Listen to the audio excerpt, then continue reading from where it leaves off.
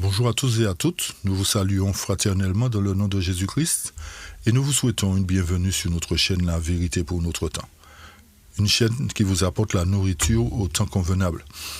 Lors de notre dernière étude sur Ézéchiel 37, la première partie, versets 1 à 14 particulièrement, nous avons vu comment l'Éternel va opérer pour rétablir toute la maison d'Israël type. Et nous avons compris que c'est l'Éternel qui a confirmé cela. Il a dit de sa propre bouche, à travers son prophète Ézéchiel, qu'il rétablira lui-même. Alors, cela nous a déjà demandé un certain degré de foi pour croire à la parole. Et cette autre partie que nous verrons aujourd'hui, à partir du verset 15 à 28, va nous demander aussi de la foi. Parce que c'est un sujet qui est, en quelque part, un peu controversé. Parce que beaucoup ne croient pas au rétablissement des 12 tribus. Et lorsque nous abordons le sujet des 144 000, il y a beaucoup d'incompréhension parce que la parole de Dieu n'est pas consultée comme cela se devrait. En analysant et en entrant en profondeur dans le deuxième volet d'Ézéchiel 37, ceci va nous amener à comprendre que l'Éternel a un projet, non seulement de réveiller la maison d'Israël qui est descendue de la tombe, mais de rétablir, de mettre ensemble les 12 tribus qui ont été dispersées à travers le monde jusqu'au jour d'aujourd'hui. Donc, c'est un acte qui relève de la foi, chers amis, de la foi en la parole de Dieu et de croire que la promesse de l'Éternel va s'accomplir. Pour quelle raison? Parce que c'est lui qui a dit qu'il le fera. Donc, croyons que l'Éternel n'est pas un Dieu pour mentir, ni un fils d'homme pour se repentir. Et nous savons que lorsque la bouche de l'Éternel parle, sa parole accomplit ce qu'il a dit. Parce que Matthieu 24, 35 nous dit que les cieux et la terre passeront, mais ma parole ne passera pas. Et pour tous ceux qui n'ont pas compris, entre autres, le sujet des 144 000, ce volet va vous permettre de mieux comprendre Apocalypse. Et souvent, lorsque nous étudions le volet des 144 000, nous restons focalisés sur Apocalypse chapitre 7. Nous ne touchons même pas à Apocalypse 14. Souvent, pourquoi? Parce que ça nous met en contradiction avec ce que nous disons, parce que le chapitre 14 nous parle de prémices. Donc, à travers cette étude d'Ézéchiel 37, nous comprendrons encore plus clairement la raison pour laquelle l'Éternel doit rétablir les 12 tribus et pour quelle raison aussi il va les considérer comme étant les premiers fruits, les prémices. Alors prenez vos papiers, prenez vos crayons pour qu'ensemble nous puissions entamer cette étude et n'hésitez pas surtout à partager, parce que c'est une étude qui m'a fait beaucoup de bien lorsque je l'ai étudiée. C'est ce qui m'a permis en fait de mieux comprendre le sujet des 144 000. Alors j'espère qu'il en sera de même pour chacun de vous aussi et que vous serez à même de pouvoir mieux expliquer la raison pour laquelle l'Éternel doit réunir les 12 tribus. Juste une petite information avant de commencer notre étude concernant tout ce qui nous demande les livres en PDF. Malheureusement, pour certains, nous ne pouvons pas vous l'envoyer parce que vous nous avez écrit à la mauvaise adresse et nous n'avons pas votre adresse mail. Alors pour cela, écrivez-nous à la vérité pour notre temps @gmail.com. L'adresse mail s'affiche à la fin de la chaîne. Alors ne nous écrivez pas directement sur YouTube, mais à cette adresse que nous venons de citer. Ok, comme ça, nous aurons votre mail et nous pourrons plus facilement vous envoyer les livres en PDF. Ok, très bien, merci de votre compréhension. Avant de pouvoir partager ensemble, nous allons prier, invoquer la présence de notre Dieu qui nous aide dans le but de nous amener à comprendre et à mettre en pratique sa parole. Père éternel, nous voilà prosternés devant toi pour te remercier pour ta grandeur, ta bonté, ta fidélité, ton amour envers nous, pour le fait que tu nous révèles tes secrets, tu révèles à tes serviteurs, les prophètes, les secrets, et tu nous fais participants de ta nature divine. Alors, ouvre notre intelligence, continue à nous diriger, continue à toucher le cœur de tout un chacun par ton Saint-Esprit, afin que tous nous soyons dans l'unité de la foi et que nous soyons sauvés par ta grâce. Alors, fais ton œuvre en nous, fortifie-nous, bénis-nous, et touche le cœur de tous ceux qui auront écouté ces études, et que ton nom soit glorifié, béni, exalté. Au nom de Jésus, nous t'avons prié pour ta gloire. Amen. Amen. Voilà, alors, donc, ce sujet, comme je vous le dis, est l'un des moyens qui nous permet de comprendre que l'Éternel, dans les derniers temps, va rétablir toute la maison d'Israël. Et il est important pour nous d'entrer dans les détails historiques aussi, dans le but de vous amener à bien faire la distinction lorsque nous parlons d'Israël et de Juda, ou lorsque nous parlons d'Israël tout court. Avant de pouvoir développer tout cela, nous vous invitons à lire avec nous un premier texte qui nous invite à comprendre que les prophéties ne sont pas l'effet d'une volonté humaine. Et c'est pour cette raison que 2 Pierre 1 nous dit, car ce n'est pas par une volonté d'homme qu'une prophétie n'a jamais été apportée, mais c'est poussé par le Saint-Esprit que des hommes ont parlé de la part de Dieu. Donc, étant poussé par le Saint-Esprit et sachant que le Saint-Esprit est là pour nous conduire dans toute la vérité, en mettant en pratique, en comprenant les prophéties, ne pouvons pas marcher dans l'erreur. Donc, retenons bien, chers amis, que c'est le Saint-Esprit qui est là pour convaincre de péché, de justice et de jugement et pour nous conduire dans toute la vérité. Par conséquent, le sujet d'Ézéchiel 37 a pour but d'établir et de rétablir pour certains la vérité concernant les 144 000. Alors, lisons justement Ézéchiel 37 à partir du verset 15 et suivant. Le texte nous dit: la parole de l'Éternel me fut adressée en ces mots. Et toi, fils de l'homme, prends une pièce de bois et écris dessus pour Juda et pour les enfants d'Israël qui lui sont associés. Prends une autre pièce de bois et écris dessus pour Joseph, bois d'Éphraïm et toute la maison d'Israël qui lui est associée. Rapproche-les l'une et l'autre pour en former une seule pièce en sorte qu'elles soient unies dans ta main. Verset 18. Lorsque les enfants de ton peuple te diront: ne nous expliqueras-tu pas ce que cela signifie? Réponds-leur: ainsi parle le Seigneur l'Éternel. Voici, je prendrai le bois de Joseph qui est dans la main d'Éphraïm et les tribus d'Israël qui lui sont associées. Je les joindrai au bois de Juda et j'en formerai un seul bois en sorte qu'il ne soit qu'un dans ma main. Ici, il nous est clairement rapporté que Dieu doit restaurer et fusionner les deux anciens royaumes, c'est-à-dire les types, et ainsi révéler l'antitype. Donc, il y a un bel enseignement à connaître. Alors, la question qu'on doit se poser, mais pour quelle raison l'Éternel doit fusionner à nouveau ces 12 tribus? Et qu'est-ce qui a produit cette séparation? Et à partir de ces éléments, particulièrement le fait de savoir ce qui a produit la séparation, il nous sera plus facile de comprendre ce qui va provoquer la restauration. Donc cette fusion des deux morceaux de bois doit représenter quelque chose pour nous. Il doit y avoir un message à décoder dans cela. Ne pensons pas que l'Éternel va réunir les 12 tribus pour les réunir simplement. Non, il doit y avoir un enseignement à travers cela.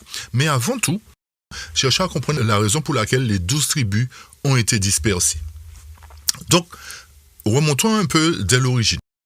Rappelez-vous qu'avant la division, lorsque nous parlions de maison d'Israël, il s'agissait totalement des 12 tribus. Retenez bien les points. Lorsqu'on parlait de maison d'Israël, il s'agissait des 12 tribus dans leur intégralité. Mais après la division, il y a eu 2 tribus qui sont restées avec Roboam. Vous savez qui était Roboam? Roboam était le fils de Salomon. Et les 10 autres sont allés du côté de Jéroboam qui était serviteur de Salomon. Et rappelez-vous que le prophète Achija de Silo avait parlé à Jéroboam lui disant que l'Éternel allait lui confier 10 tribus. Effectivement, les 10 tribus sont restées du côté de Jéroboam. Tandis que 2 tribus, la tribu de Juda et Benjamin, sont restées avec Jéroboam. Ce sont ces 2 tribus qui ont donné naissance aux Juifs que vous connaissez. Notez que ces tribus avaient plusieurs titres ou plusieurs noms pour les identifier. Concernant Jéroboam, lorsque vous verrez dans la Bible, par exemple, Royaume du Nord, ou Maison d'Israël, ou encore Éphraïm, il s'agit des 10 tribus. Tandis que les 2 autres tribus, sous le règne de Roboam, étaient appelées Royaume du Sud, ou encore Juda, ou Juda et Benjamin.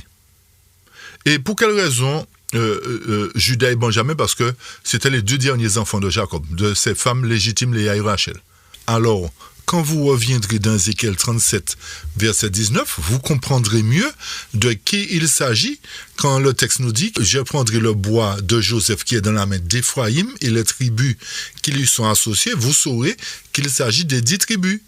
Et lorsque le texte dira aussi je les joindrai au bois de Juda, vous saurez qu'il s'agit des 2 tribus. Et remarquez bien que le titre, la maison d'Israël, est resté à la majorité, aux 10 tribus, alors que ce qu'on a dit au départ, les 12 tribus représentaient la maison d'Israël. Et ça vous permet de comprendre certainement que par rapport à l'étude précédente que nous avons faite, lorsque l'Éternel dit qu'il va restaurer toute la maison d'Israël, il parle des 12 tribus.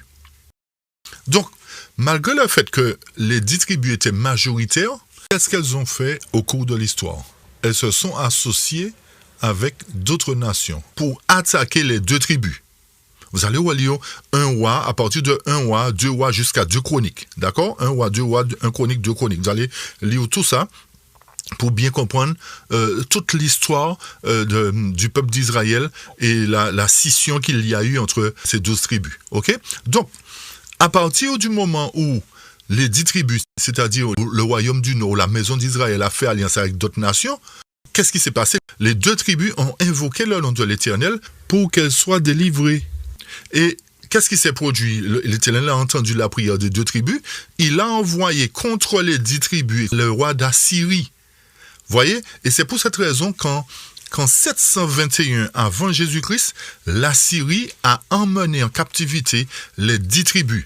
Et depuis cette époque, les 10 tribus ont perdu leur territoire et ont perdu aussi leur identité raciale et religieuse. Pour quelle raison? Parce que l'Assyrie les a disséminés, dispersés à travers le monde. Elles ne sont jamais revenues dans leur territoire jusqu'au jour d'aujourd'hui.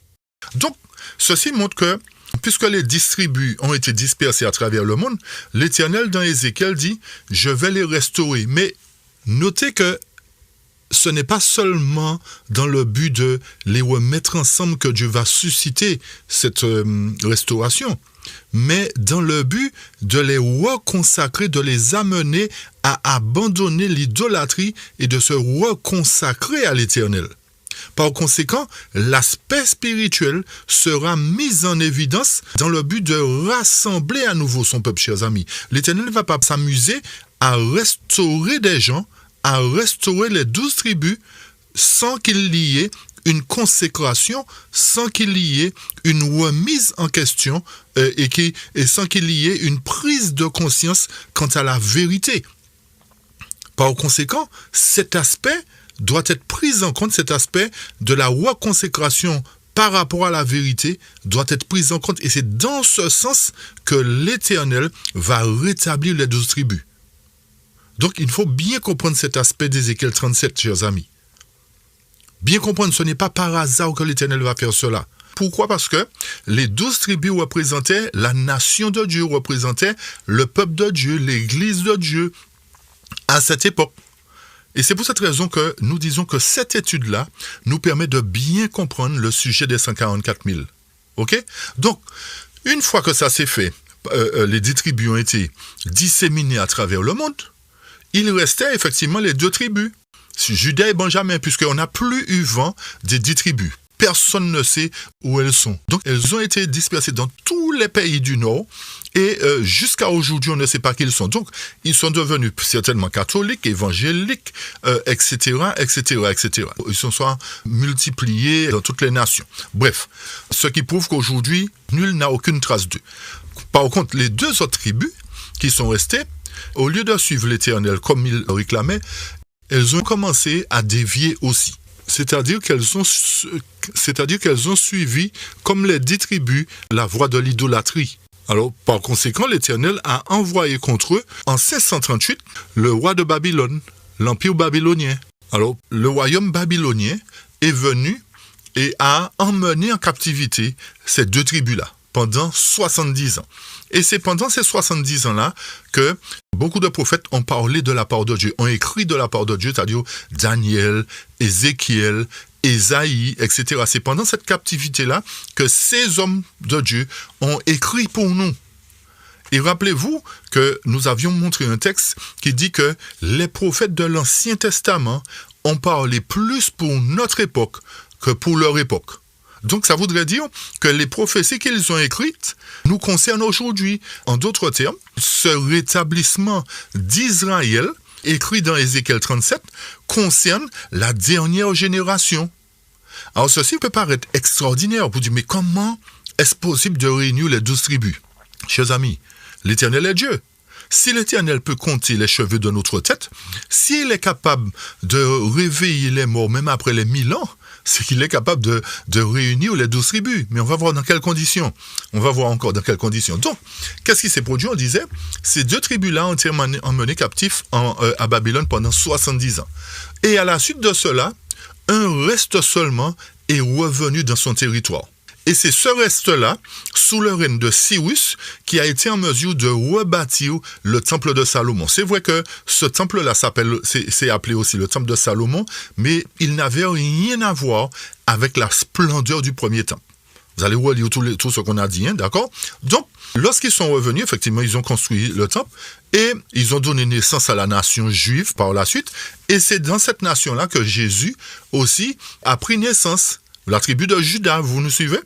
Ok? Mais ça ne s'est pas arrêté là. C'est-à-dire que suite à la venue de Jésus et suite à l'érection de l'église chrétienne, il y a eu une persécution sous le règne de Titus en l'an 70. Et c'est à ce moment-là que toutes ces tribus-là, en fait, ont été dispersées à nouveau dans le monde. Puisque, rappelez-vous que dans Luc 21, l'Éternel avait dit qu'il y aurait eu un temps de détresse. Et lorsqu'il verrait Jérusalem envahie par des armées, ce serait le moment de partir. Donc, il y a beaucoup de ceux qui sont partis aussi, qui ont laissé leur pays et qui sont allés dans les différentes contrées du Nord, etc. Donc, ça prouve, en fait, que non seulement les 10 tribus ont été dispersées à travers le monde, mais sous Titus, la tribu de Juda et de Benjamin, ils ont été dispersés aussi à travers le monde. Par conséquent, il se trouve que les 12 tribus sont effectivement dispersées à travers le monde. Et c'est pour cette raison que Jacques chapitre 1, salue les 12 tribus dispersées à travers le monde. Alors ça confirme effectivement que si l'Éternel dit dans Ézéchiel 37 qu'il va rapprocher, qu'il va réunir les 12 tribus, c'est que l'Éternel aura un moyen de les réunir. Est-ce que vous nous suivez, chers amis? Ok? Par conséquent, ceci nous montre que les Juifs orthodoxes qui sont là aujourd'hui, qui, malgré leur nombre, sont une faible représentation des 2 tribus. Ok? Et notez aussi que ce n'est pas à eux que Dieu s'adresse lorsqu'il parle de restauration. Pour quelle raison? Parce qu'ils ont rejeté Christ et ne croient pas en lui jusqu'à présent. Par conséquent, ce n'est pas à eux que ça s'adresse. Ok? Notez aussi la raison pour laquelle ce n'est pas à ces Juifs-là que s'adresse cette parole. Parce que Ézéchiel 37 nous dit que c'est l'Éternel qui va provoquer cette restauration. Tandis que le retour de ces Juifs-là qui sont en train de se battre a été fait par un homme d'après la déclaration de Balfour. Donc ce n'est pas à prendre en compte. Ils sont retournés d'après l'autorité des hommes, mais ce n'est pas Dieu qui a provoqué ce retour. Donc ils ne sont pas à prendre en compte dans cette prophétie. Retenez bien que les chrétiens qui ont fui aussi la persécution, c'était des Juifs christianisés. Notez bien ce point. Donc la notion de Christ doit entrer en jeu dans la restauration des 12 tribus. Alors ceci voudrait dire que cette restauration d'Ézéchiel s'adresse non seulement à des Juifs convertis au christianisme, mais aussi aux 10 tribus qui n'ont pas été Juifs et qui se sont paganisés. Nous allons l'expliquer tout à l'heure. Alors ceci nous montre que, mis à part la première partie d'Ézéchiel 37 que nous avions touchée concernant toute la maison d'Israël que l'Éternel doit ramener à la vie, dans la résurrection d'Ézéchiel 37, il doit aussi réunir les 12 tribus qui sont dispersées à travers le monde. Alors vous voyez que l'Éternel a un grand projet pour restaurer effectivement toute la maison d'Israël. Ok? Alors vous voyez que aujourd'hui, à vue humaine, il est impossible de réunir 12 tribus. Mais si Dieu dit qu'il va le faire, c'est qu'il a le moyen de le faire. On arrive pour apporter la solution, pour savoir par quel moyen il va les réunir. Donc, ce qui veut dire qu'aujourd'hui, lorsque nous parlons des 12 tribus, chers amis, il nous faut comprendre un point. Ce point est très important. C'est que tout juif, c'est Israël, mais que tout Israël n'est pas juif. Est-ce que vous nous suivez?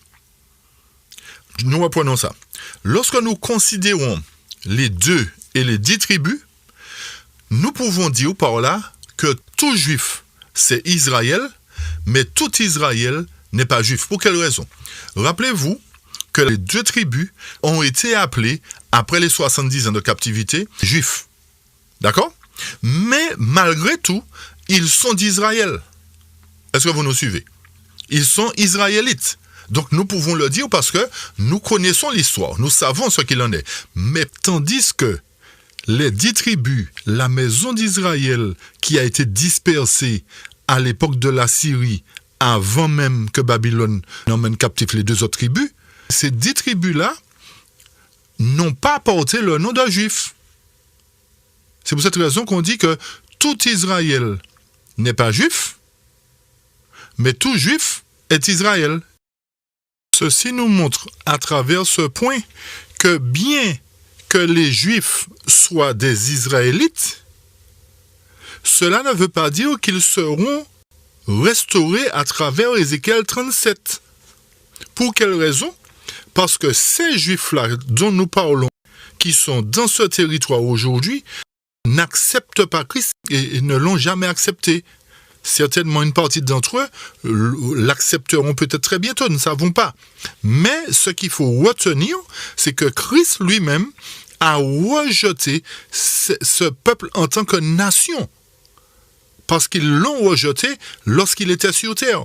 Donc, la restauration ne concerne pas les Juifs véritablement, mais concerne plus précisément des Juifs convertis au christianisme, ainsi que tous ceux qui sont devenus des chrétiens et qui le deviendront aussi.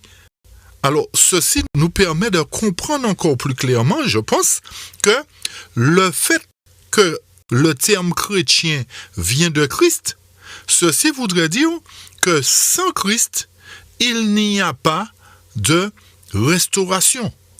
Celui qui ne veut pas devenir un véritable chrétien ne peut pas prétendre à la restauration. Alors, tout ceci doit nous faire réfléchir et nous faire comprendre que, bien entendu, ce n'est pas la religion qui sauve, c'est Christ qui sauve, oui, mais Christ a toujours eu un peuple qui le représente. Et ce peuple-là est un peuple chrétien. Maintenant, il y a chrétiens et chrétiens, chers amis. Ce ne sont pas tous ceux qui s'appellent chrétiens qui sont de véritables chrétiens. Dieu a besoin de véritables chrétiens qui sont prêts à mourir pour lui comme l'ont fait les apôtres. Des gens qui sont prêts à sacrifier ce qu'ils ont pour l'honneur de la vérité. Alors vous comprenez que si nous ne sommes pas ce genre de chrétiens-là, nous ne pouvons pas prétendre à la restauration. Donc, Israël, dont l'Éternel parle ici, à travers Ézéchiel 37, représente tout son peuple qui s'est dispersé à travers le monde, mais qui seront en mesure de devenir des chrétiens. Peu importe ce qu'ils étaient avant, puisque l'Éternel dit qu'il va les rassembler. Donc s'il les rassemble, il va les rassembler en leur permettant de devenir des chrétiens. Donc, cette notion est une des notions à prendre en compte dans le projet de la restauration. Vous nous suivez? Donc voilà des éléments qui arrivent petit à petit pour nous aider à comprendre comment l'Éternel va réunir les 12 tribus. Donc ça, c'est un élément déjà qui nous permet de comprendre comment l'Éternel va réunir les 12 tribus. Est-ce que vous nous suivez? Donc ceci nous amène à bien comprendre que si dans Apocalypse 7, l'Éternel dit qu'il va sceller les 12 tribus d'Israël, c'est qu'il va utiliser le moyen de la vérité, le deuxième point, pour rassembler ces 12 tribus qui seront considérées, selon Apocalypse 14, comme des premiers fruits. Nous ne pouvons pas étudier le sujet des 144 000 dans Apocalypse seulement, sans prendre en compte le sujet d'Ézéchiel 37 et l'histoire aussi du peuple d'Israël. Donc, ce qui veut dire que lorsque nous poursuivons au verset 20 et suivant d'Ézéchiel 37, nous aurons la réponse pour montrer ce qui a produit cette séparation, qui a fait que l'Éternel ait rejeté son peuple à un moment donné. Ok? Alors lisons pour avoir les réponses. Donc, dans Ézéchiel 37, verset 20 suivant, « Les bois sur lesquels tu écriras seront dans ta main sur leurs yeux. Et tu leur diras, ainsi parle le Seigneur l'Éternel. » Qu'est-ce qu'il dit? « Voici, c'est l'Éternel, je prendrai les enfants d'Israël du milieu des nations où ils sont allés, je les rassemblerai de toutes parts, et je les ramènerai, où est-ce, chers amis? Dans leur pays. Par conséquent, il y a 2 points. C'est que l'Éternel va rassembler tous les enfants. Écoutez bien, voyez la distinction, chers amis. Là, l'Éternel n'a pas dit qu'il prendra la maison d'Israël. Mais il dit quoi? Qu'il prendra les enfants d'Israël. C'est là la différence. Donc, qui dit enfants d'Israël dit les 12 tribus, chers amis. Si la parole de Dieu avait dit « Je prendrai la maison d'Israël », ceci signifierait qu'il s'agit des 10 tribus. Mais là, l'Éternel nous montre l'évidence qu'il prendra non pas la maison d'Israël représentée par les 10 tribus, mais qu'il prendra les enfants d'Israël. Lorsqu'on parle d'enfants d'Israël, on parle de toute la communauté, c'est-à-dire les 12 tribus. N'oublie pas non plus cette notion que nous avions donnée tout à l'heure. Quand il dit aussi toute la maison d'Israël, il considère les 12 tribus, à ne pas confondre avec la maison d'Israël seulement. Donc, soit les enfants d'Israël ou toute la maison d'Israël, les 12 tribus. Maison d'Israël tout court, 10 tribus. Donc l'Éternel sait bien ce qu'il fait à travers chaque mot, chaque phrase, chaque virgule a une signification pour Dieu. D'accord? Et nous devons tenir compte aussi. Donc, il les prendra du milieu des nations. Rappelez-vous ce que Jacques avait dit, que les 12 tribus sont dispersées à travers le monde. Donc, effectivement, l'Éternel confirme que les 12 tribus, leurs descendants, sont dispersés à travers le monde. OK? Et il dit qu'il va les rassembler effectivement de toutes parts, c'est-à-dire de toutes les régions du monde. Et il va faire quoi? Il les ramènera dans leur pays. Alors, nous voyons ici qu'il y a bel et bien une promesse de restauration pour les 12 tribus, mais une promesse de les ramener dans leur pays. C'est pour cette raison que il sera peut-être plus facile pour vous de faire le lien entre Ésaïe 11, entre Ézéchiel 36, entre Ésaïe 2, Michée 4, etc., etc. Ce sera plus facile pour vous. Pour quelle raison? Parce que l'Éternel ne peut pas rassembler son peuple et les laisser encore n'importe où. S'il les rassemble, chers amis, c'est qu'il va les emmener dans le lieu. Ça confirme effectivement ce que l'Éternel dit, qu'il va les ramener dans leur pays. Alors par conséquent, Ésaïe 11, qui parle du second exode, doit être inclus dans le verset 21 d'Ézéchiel 37. Une confirmation concernant cet exode que nous parlons dans Ésaïe 11, la parole inspirée aussi nous dit dans Témoignages volume 2, pages 529 et 530, ce qui suit. Nous n'allons pas tout lire, nous allons particulièrement lire ce qui est en jaune, mais un petit peu avant quand même. Voici ce que déclare l'Éternel aux enfants d'Israël sur le point de quitter l'Égypte. Cette nuit-là, je passerai dans le pays d'Égypte et je frapperai tous les premiers-nés du pays d'Égypte, depuis les hommes jusqu'aux animaux, et j'exercerai de jugement contre tous les dieux de l'Égypte. Je suis l'Éternel. Vous allez lire la suite. Ce qui nous intéresse, c'est en jaune. Écoutez bien. C'est-à-dire la sortie d'Égypte pour le peuple d'Israël. Cette expérience des Israélites a été écrite pour l'instruction de ceux qui vivront dans les derniers jours. C'est-à-dire ceux qui doivent être restaurés à travers Ézéchiel 37. Ceux qui doivent être scellés d'après Apocalypse chapitre 7 et les 2 parties. Avant le châtiment qui doit frapper l'humanité, le Seigneur appelle tous ceux qui sont de vrais Israélites à se préparer à cet événement. Donc, voilà une confirmation de ce que dit Ézéchiel 37, chers amis. Les paroles ne sont pas en contradiction, ni l'esprit de prophétie, ni la Bible. Nous voyons que l'Éternel nous parle de vrais Israélites. autrement dit de vrais chrétiens, chers amis, qui doivent se préparer pour cet événement. Quel événement? Le second exode. Puisque si c'est le premier exode qui a permis aux enfants d'Israël type de sortir d'Égypte, le second exode va nous faire sortir de l'Égypte antitype, dans lequel nous sommes embourbés. Alors donc cet événement est prédit dans Ézéchiel 37, une fois de plus. La restauration, Ésaïe 11, le second exode. Relisez vos Bibles. Vous voyez pourquoi il faut consulter les prophètes, chers amis? Vous voyez pourquoi les prophéties sont importantes à considérer?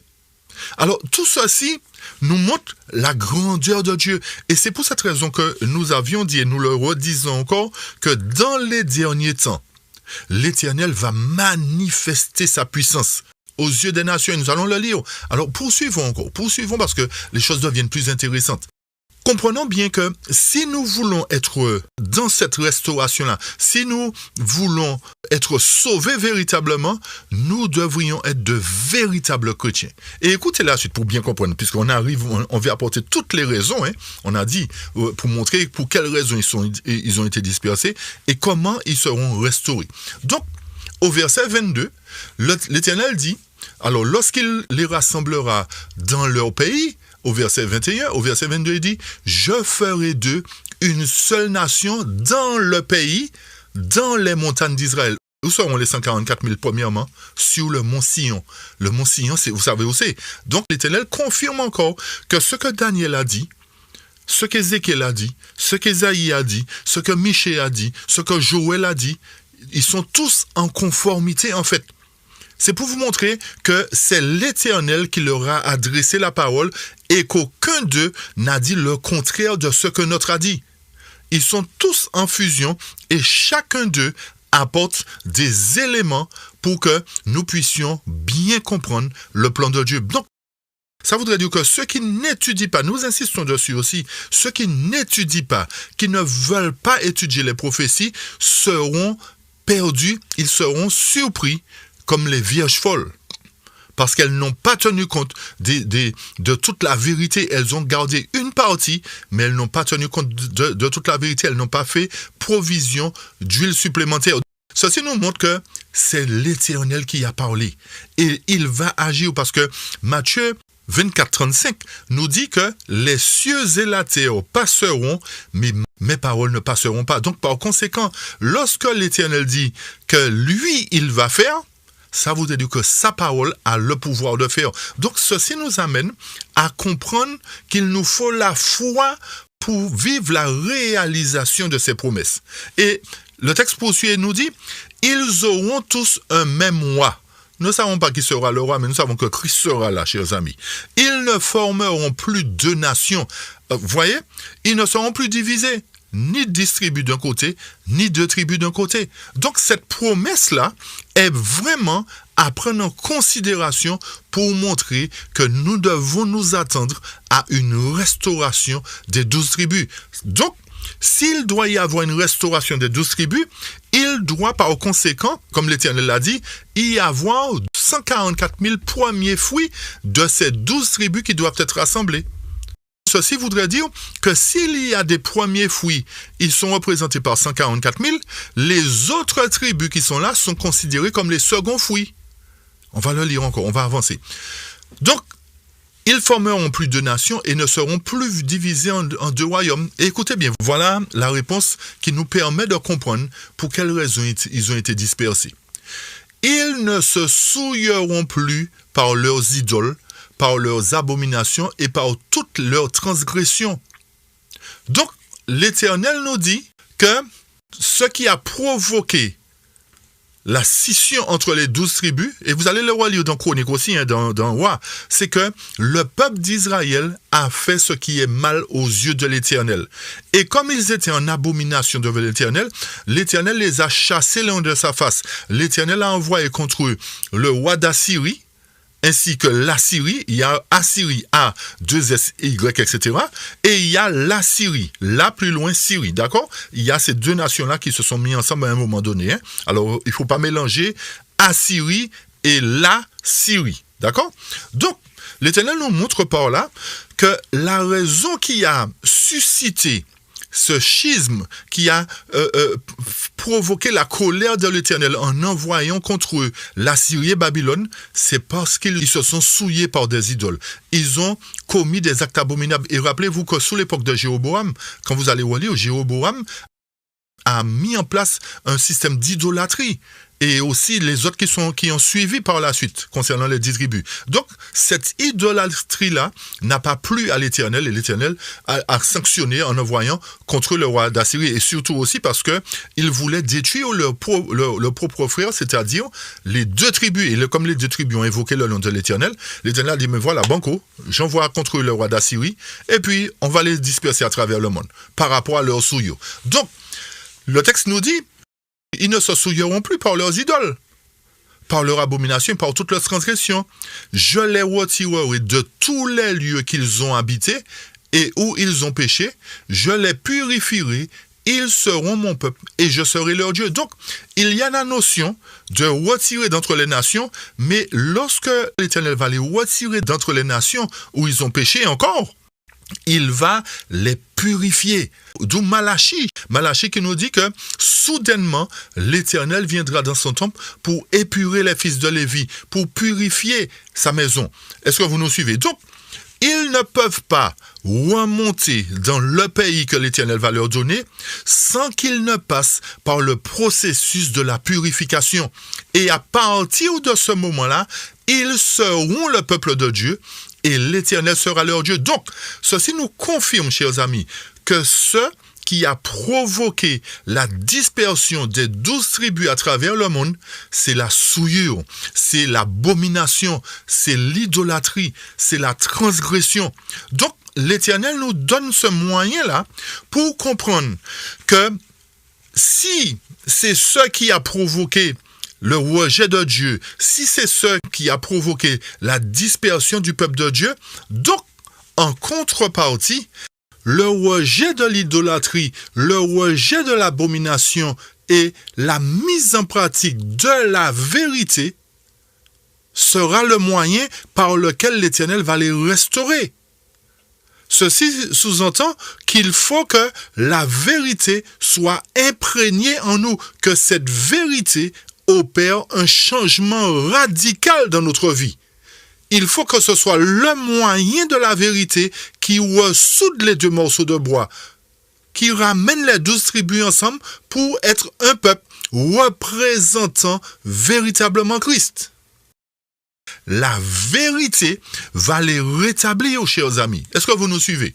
Cette vérité-là que l'Éternel va utiliser sera le moyen de ramener premièrement les 12 tribus, c'est-à-dire 144 000, pour être une élite, puisque rappelez-vous que dans Prophète Théo, à page 549, la parole de Dieu nous dit que l'Église de Dieu, c'est-à-dire quelle église? L'église purifiée, parce que le verset 23 nous dit que je les purifierai. Donc l'église de Dieu qui sera purifiée sera comment?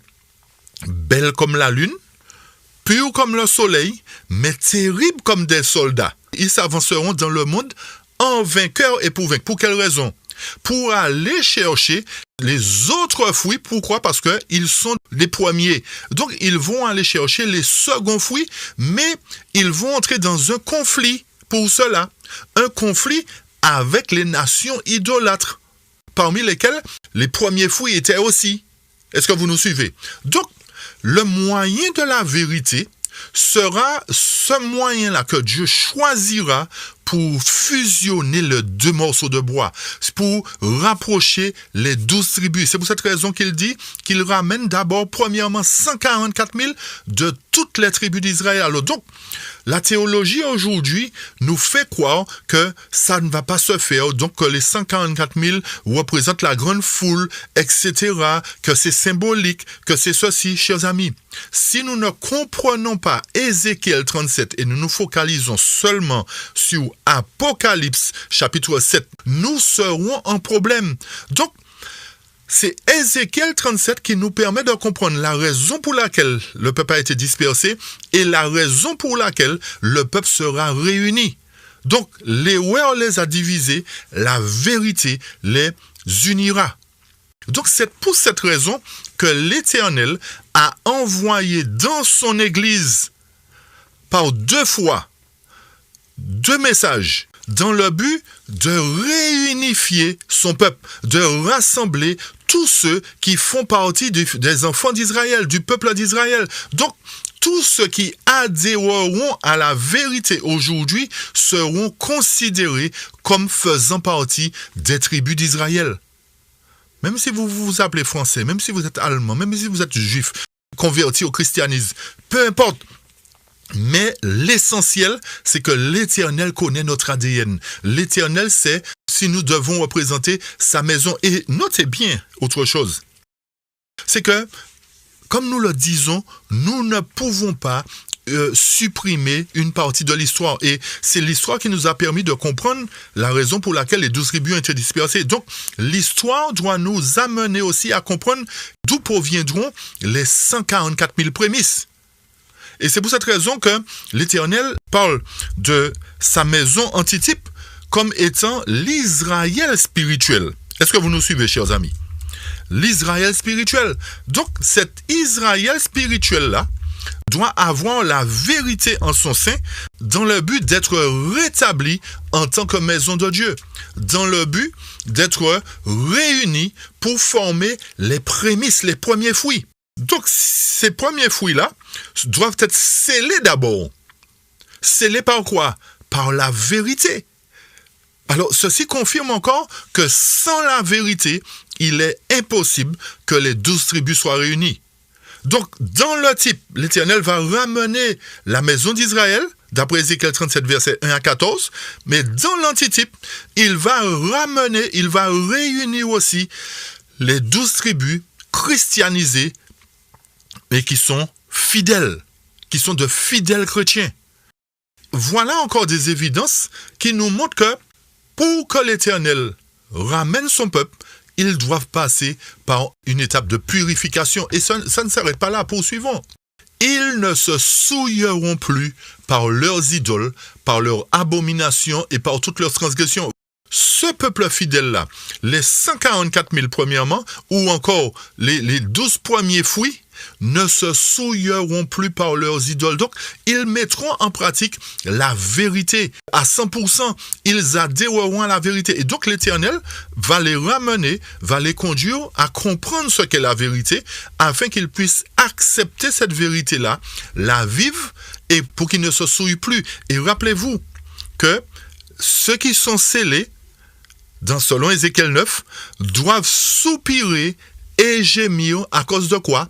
À cause des abominations qui se commettent au sein de la communauté. Ceci voudrait dire que l'ennemi aujourd'hui veut créer en fait une véritable scission au sein de la dernière église.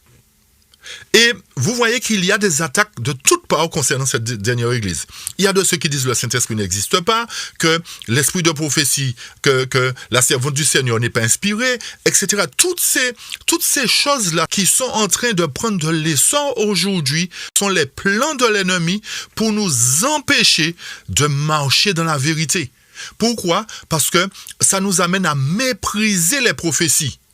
Et on veut fixer nos regards sur Jésus, mais sans comprendre véritablement quel est le plan que Jésus a mis en place, sans véritablement comprendre l'amour de Jésus à travers la réunification de ces 12 tribus. Donc, si nous méprisons la parole prophétique, si nous méprisons l'histoire, si nous méprisons notre propre histoire, nous serons dans la confusion et nous adhérerons à n'importe quel vent de doctrine parce que ça nous arrange, parce que c'est plus facile pour nous de faire comme ça parce qu'on nous a dit que Jésus est amour, Jésus ne punit pas, Jésus ne va pas frapper parce qu'il est amour, parce que ceci, il n'y a pas de Saint-Esprit, donc il faut nous rebaptiser au nom de Jésus, etc., etc. Donc voilà des moyens que l'ennemi va mettre en place pour continuer à nous souiller, pour continuer à pratiquer l'abomination, pour continuer à transgresser la parole de Dieu. Remarquez bien que cette consolation est permanente. Et puisqu'il n'y aura plus un seul pécheur au sein de la communauté de Dieu, des 12 tribus, il est évident comme cela est démontré dans la parole de Dieu, que le jugement de Dieu, le jugement des vivants dans l'Église va être l'étape de purification qui séparera les bons poissons des mauvais poissons, qui séparera l'ivraie du bon grain, qui mettra en évidence les 144 000 qui se tiendront sur le mont Sion avec l'agneau. C'est pour cette raison qu'il nous faut nous efforcer de toutes les forces que Dieu nous donne pour faire partie des 144 000. Et aujourd'hui, n'écoutez personne qui vous dit que les 144 000 ne sont pas littérales, c'est symbolique, chers amis. Donc, s'il y a des premiers fruits, l'Éternel les a comptés. Et les seconds fruits ne pourront pas être comptés parce qu'ils seront plus nombreux. Les élites sont comptées. Les 144 000 sont représentés comme une élite qui ira chercher les seconds fruits. Est-ce que vous nous suivez? Puisque les seconds fruits, quand vous allez de mémoire dans Apocalypse 7, ils viennent de toute nation, toute tribu, tout peuple et toute langue. Et la Bible nous dit qu'ils ne peuvent pas être comptés. Et rappelez-vous ce que Dieu avait promis à Abraham et à Jacob. Il a dit que vos descendants seront aussi nombreux que le sable de la mer. Donc, par contre, quoi? Eh bien, les descendants, effectivement, seront innombrables. On ne pourra pas les compter. Est-ce que vous pouvez compter le sable de la mer? Non, ce n'est pas possible. D'accord? Donc, le fait que la grande foule ne pourra pas être comptée selon Apocalypse 7, verset 9, en contrepartie, les 144 000 pourront être comptés parce qu'ils symbolisent en quelque sorte les premiers fruits que vous présenterez à l'acheteur, façon de parler, pour montrer la qualité que vous allez lui donner. Par conséquent, vous allez sélectionner une quantité pour présenter à l'acheteur dans le but qu'il achète tout le champ. Et le champ, vous n'allez pas prendre le temps de compter parce que ils sont innombrables. C'est un grand champ que vous avez. Est-ce que vous nous suivez, chers amis? Alors, tout ça pour nous dire qu'il nous faut bien comprendre ce que l'Éternel nous dit. S'il dit que la grande foule ne peut pas être comptée, donc les premiers fruits peuvent être comptés, chers amis. Pour terminer, nous allons aborder les derniers versets, versets 24 et suivants. Le texte nous dit, « Mon serviteur David sera le roi. » Maintenant, ne nous posez pas de questions sur David, chers amis. Il y a des gens qui donnent leurs propres idées, nous ne faisons pas cela. D'accord, ne faisons pas cela. Nous ne savons pas de quel David il s'agit. Nous ne savons rien du tout. Nous savons simplement que l'Éternel a dit que mon serviteur David sera le roi. Donc nous nous adressons à ça. Pourquoi? Parce que nous croyons à la restauration. Nous croyons que l'Éternel aura le pouvoir de faire cela. Maintenant, si c'est quelqu'un qui va donner le nom de David, comme il a donné à Jean-Baptiste le nom d'Élie, comme il a donné au prophète qui devait venir le nom d'Élie, c'est l'Éternel qui connaît ses affaires. Ne cherchons pas à comprendre, à entrer dans ce que Dieu ne nous a pas donné de comprendre. Et la suite nous dit, ils auront tous un seul pasteur. Lorsque nous parlons de pasteur, nous parlons de berger. D'accord? Ils suivront mes ordonnances. Donc le pasteur, par conséquent, nous pouvons comprendre qu'il s'agit de Christ. D'accord? Qu'il s'agit de Christ. Donc l'Éternel dit, ils suivront mes ordonnances. Pourquoi? Parce que je serai leur berger. Ils observeront mes lois et les mettront en pratique. Écoutez bien encore, une confirmation du fait que l'Éternel a dit qu'il les ramènera dans leur pays. Ils habiteront où est-ce? Le pays que j'ai donné à mon serviteur Jacob et qu'ont habité vos pères. Ils y habiteront, eux et leurs enfants de leurs enfants à perpétuité, et mon serviteur David sera leur prince pour toujours. Question. Où Jacob a-t-il demeuré? Dans le ciel ou sur la terre? Parce que le texte nous dit, ils habiteront le pays que je donne à mon serviteur Jacob. Jacob habitait sur terre, en Canaan, on va dire. Donc l'Éternel dit, je vais vous donner le même pays, pas encore le ciel. Notez bien qu'avant le ciel, chers amis, il y a un lieu que Dieu a préparé pour nous protéger des fléaux et pour préparer son quartier général pour affronter la bête et son image. Donc c'est ce pays-là, ce lieu-là que l'Éternel va nous donner après, et ensuite il nous donnera le ciel pendant 1000 ans. Ensuite, qu'est-ce que le texte nous dit? Donc il dit au départ, verset 24, David sera le roi, il dit David sera le prince. Donc c'est pour cette raison, n'entrons pas dans des choses que nous ne comprenons pas. À qui ils sont seulement dit, Seigneur, tu l'as dit, on le verra. Donne-nous de pouvoir voir véritablement, de pouvoir être là pour voir. Ce qui est à notre compréhension, nous l'expliquons. Ce qui n'est pas notre compréhension, nous ne l'expliquons pas. Maintenant, le fait que le texte dit qu'ils habiteront, eux et leurs enfants, à perpétuité, ça ne veut pas dire que lorsque l'Éternel va rassembler les 12 tribus, ils vont rester là à perpétuité, parce que c'est là que beaucoup n'ont pas compris et interprètent. Et leur interprétation, c'est de dire qu'une partie va rester sur terre, tandis qu'une autre partie va monter faire 1000 ans de vacances au ciel. Donc ça voudrait dire qu'ils vont rester là. Ceux qui resteront sur terre resteront là à perpétuité, et les autres vont monter faire 1000 ans de vacances au ciel et vont revenir. Non, c'est pas ce que la Bible nous dit. Ce que nous devons comprendre là, lorsque le texte nous dit qu'ils demeureront là à perpétuité, c'est que ce lieu que l'Éternel va leur donner, il l'avait déjà choisi dès le départ. Il avait promis à Abraham, il a promis à Isaac, à Jacob. Et c'est dans ce lieu-là qu'il est venu, qu'il a pris naissance, qu'il est mort, qu'il a mis sur pied la véritable église chrétienne à travers l'église apostolique. Et c'est dans ce même lieu-là qu'il posera la nouvelle cité après les 1000 ans. Donc, c'est pour cette raison qu'il dit qu'ils habiteront ce lieu-là à perpétuité. Donc, l'Éternel ne changera pas de localité. C'est ce que ça veut dire. Il ne changera pas de localité malgré les siècles qui se sont produits, malgré tout ce qui s'est passé. Il gardera cette localité-là à perpétuité. Est-ce que vous nous suivez? Ok? Nous poursuivons. Je traiterai quoi avec eux? Une alliance de paix. Et il y aura une alliance comment? Éternelle avec eux. Je les établirai, je les multiplierai, et je placerai quoi? Mon sanctuaire au milieu d'eux pour toujours. Ceci voudrait dire qu'à partir de ce rétablissement-là, l'Éternel sera au milieu de son peuple pour toujours. Rappelez-vous qu'il avait commencé avec Israël d'un temps dans le désert, mais malheureusement, tout est parti en cacahuète, ils ont fait leur propre volonté, donc l'Éternel a enlevé son sanctuaire au milieu d'eux, mais l'Éternel nous dit là qu'il va le rétablir, il va le placer au milieu de nous pour toujours. Et le verset 27, « Ma demeure sera parmi eux, je serai leur Dieu, ils seront mon peuple. » Ceci voudrait dire qu'à partir de là, ils ne se souilleront plus, puisqu'ils auront été scellés par la vérité. Et, verset 28, « Les nations sauront que je suis l'Éternel. » Pour quelle raison? Parce qu'aujourd'hui, comme nous l'avons déjà dit, les nations méprisent l'Éternel. Les nations méprisent le nom de l'Éternel. Donc l'Éternel dit, je vais vous montrer qui je suis. Vous saurez qui je suis lorsque je manifesterai mon pouvoir, ma grandeur à vos yeux. Et ce n'est pas la première fois qu'il le dit, chers amis. L'Éternel va faire des choses extraordinaires très bientôt. Et c'est pour cette raison que nous insistons sur le fait que nous devons nous préparer à tout ce qui va arriver sur Terre. Il y aura bien sûr des catastrophes. Il y aura bien sûr un temps de détresse. Et durant ce temps de détresse, l'ennemi va mettre son plein pouvoir en place pour séduire, s'il était possible, même les élus, c'est-à-dire les premiers fruits, pour empêcher aux premiers fruits d'aller dans le monde en vainqueur et pour vaincre. Donc, l'Éternel va, à ce moment-là, va protéger son peuple pour qu'aucun d'eux ne passe au fil de l'épée, ne passe sous l'effet des armes destructeurs que l'ennemi mettra en place. Est-ce que vous nous suivez? Donc, les nations, à ce moment-là, sauront que l'Éternel est Dieu. Yuval Noah Harari gardera la bouche grande ouverte, ainsi que Klaus Schwab, ainsi que tous les responsables d'État.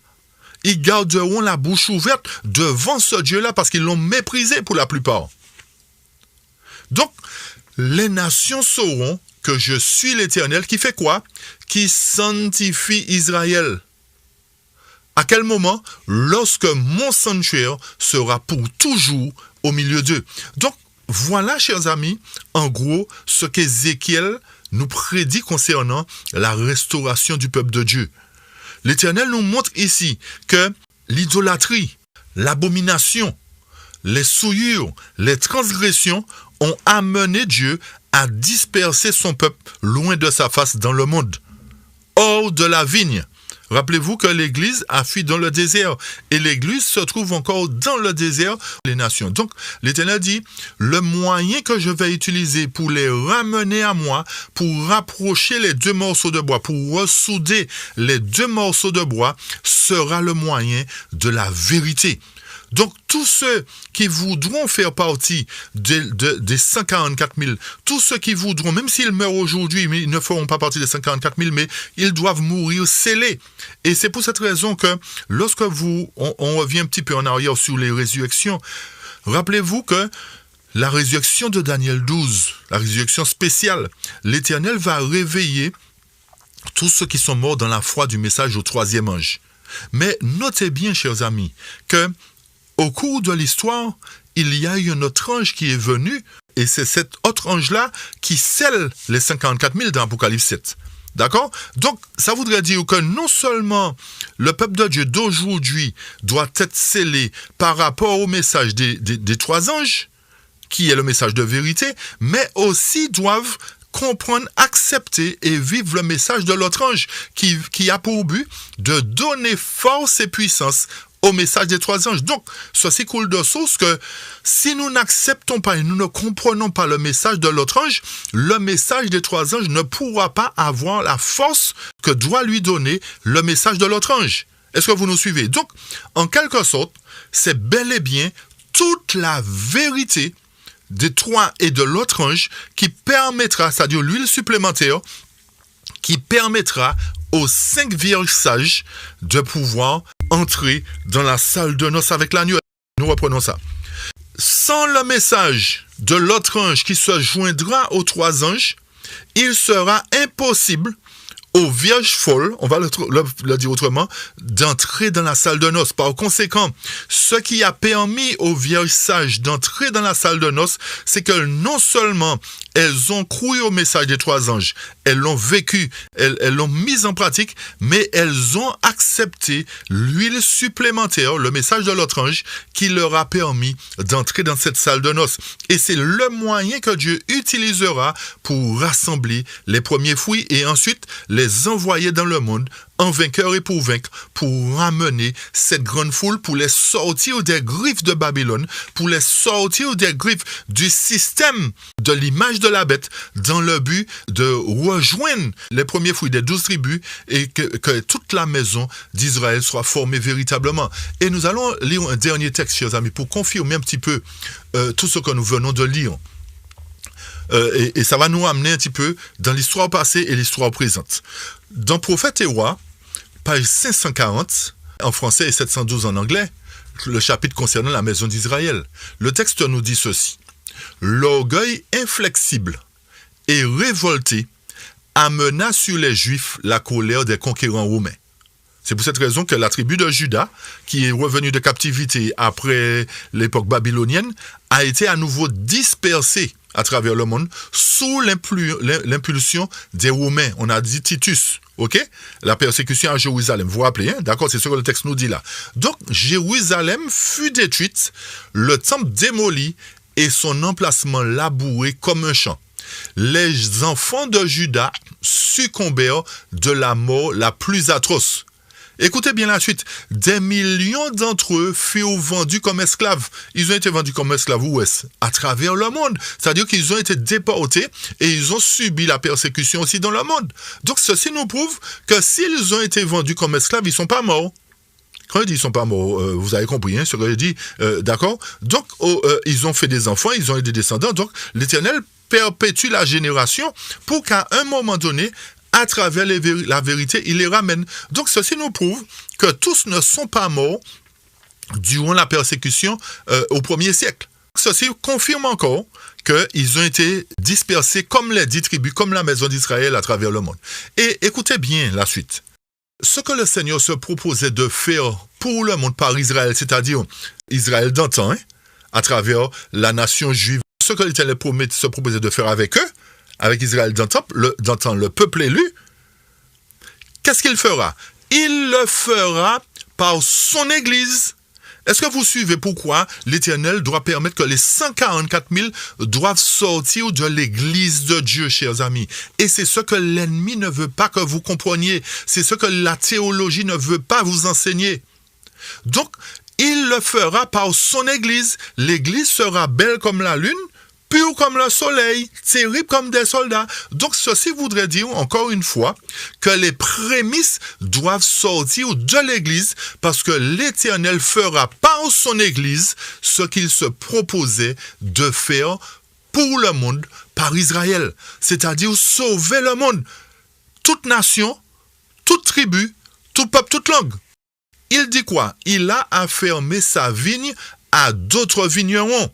Autrement dit, il a suscité des ouvriers de la 11e heure pour pouvoir terminer le travail avant que minuit arrive. Ok, chers amis? Et ces ouvriers de la 11e heure sont représentés par son Église qui sera purifiée. N'oubliez pas la notion de purification. Puisque l'Éternel a dit dans Ézéchiel 37, verset 23, « Je les purifierai. » Donc, l'Éternel nous confirme ici que pour qu'il puisse attribuer sa vigne à d'autres vignerons, il va attribuer cette vigne-là à des ouvriers qui seront dans la possibilité d'entretenir la vigne comme il faut, c'est-à-dire présenter la vérité comme il faut. Autrement dit, l'Éternel va mettre hors d'état de nuire les faux vignerons, les faux ouvriers non qualifiés, et il va qualifier 144 000 futurs serviteurs de Dieu, autrement dit, futurs ouvriers de la 11e heure. Donc, il a fermé sa vigne à d'autres vignerons, à ceux qui gardent son alliance et qui donnent quoi? Le produit de sa vigne au temps de la récolte. Ceci nous amène à prendre en considération de suite Ésaïe 66, verset 19. Qui nous dit « Et je mettrai un signe parmi eux, et j'enverrai ceux d'entre eux qui se seront échappés. » Échappés de quoi? Du massacre que produira la purification, selon Ézéchiel chapitre 9. Il va les envoyer vers quoi? Ces réchappés-là, vers les nations. À Tarsis, Poul et Lout qui tirent de là, Kartoubal et à Javan, aux îles éloignées, qui n'ont jamais entendu parler de mon nom et n'ont pas vu ma gloire. Et qu'est-ce qu'ils feront? Ils déclareront ma gloire parmi les gentils. Et qu'est-ce qu'ils vont faire? Ils amèneront tous vos frères d'entre toutes les nations pour une offrande au Seigneur sur des chevaux, des chariots, des litières, des mulets, sur des bêtes rapides, à ma montagne sainte. Où est-ce? Jérusalem, dit le Seigneur. Comme les enfants d'Israël apportent l'offrande dans un récipient pur à la maison du Seigneur. Par conséquent, les 144 000 seront ceux qui auront le privilège d'annoncer la vérité aux nations, à cette grande foule qui devra sortir de Babylone. Et à ce moment-là, le peuple de Dieu présentera les fruits de la vigne au temps de la récolte, puisque la moisson se fera pour les seconds fruits à ce moment-là. Et le texte nous dit, Dieu n'a jamais manqué sur la terre de vrais représentants qui ont considéré les intérêts divins comme les leurs. Donc ceci voudrait dire que ceux qui resteront debout, qui seront fidèles à l'Éternel, ce sont de vrais représentants qui ne considèrent pas leurs propres intérêts, mais qui considèrent les intérêts de Dieu en premier. Ces témoins de Dieu, écoutez bien, font partie de quoi? De l'Israël spirituel. Son Église. Est-ce que vous faites le rapprochement? Donc, son Église est représentée par l'Israël spirituel. Chers amis, la purification se fera dans l'Église de Dieu. Donc, si nous nous ôtons déjà, premièrement, ça voudrait dire que nous sommes plus forts que l'Éternel et que nous nous estimons déjà être le bon grain. Non, chers amis, nous devons revoir notre copie et laisser l'Éternel lui-même faire cette séparation. Parce qu'il n'a donné à aucun homme de faire la séparation lui-même. Le texte nous dit là, ces témoins de Dieu, c'est-à-dire ces ouvriers de la 11e heure, font partie de l'Israël spirituel. Écoutez bien, chers amis. Et c'est pour eux que s'accompliront quoi? Toutes les promesses de l'alliance conclue par le Seigneur avec qui? Avec son peuple d'autrefois. Donc, ce que l'Éternel avait promis à Isaac, Jacob, va s'accomplir pour la dernière génération que nous sommes. Donc, nous allons bénéficier, profiter du pays. Nous allons entrer dans le pays que l'Éternel leur avait promis parce que toutes les promesses de l'Alliance vont s'accomplir pour ce peuple-là que nous sommes. C'est-à-dire, si nous marchons dans la vérité, si nous restons ancrés dans la vérité, si nous vivons dans la vérité. Donc, aujourd'hui, chers amis, aujourd'hui, chacun de nous, nous devrions savoir qui nous servons, qui nous voulons servir. Chacun de nous, aujourd'hui, à partir de cette étude, doit comprendre que si l'Éternel a dit qu'il y aura 144 000 scellés dans les dernières heures de l'histoire de l'Église, selon Témoignage pour l'Église, volume 1, page 384-385, c'est que nous devons prendre conscience que ce que l'Éternel avait promis de faire par Israël d'antan, il le fera par son Église. Donc, par conséquent, c'est dans son Église, la dernière de cette Église, que l'Éternel va susciter 144 000. Pour quelle raison? Parce que c'est la seule Église, bien qu'elle ait en son sein de l'abomination, bien qu'elle ait en son sein des divisions, bien qu'elle ait en son sein des loups ravisseurs, l'Éternel dit: je vais les séparer, je vais les prendre moi-même, je vais les sélectionner moi-même pour faire d'eux une élite. Donc c'est dans cette église-là, parce qu'elle garde tous les commandements de Dieu, elle observe le sabbat, et bien que ce ne soit pas le sabbat qui sauve, mais elle observe les commandements de Dieu, et c'est la seule dans le monde qui a gardé les 10 commandements véritablement.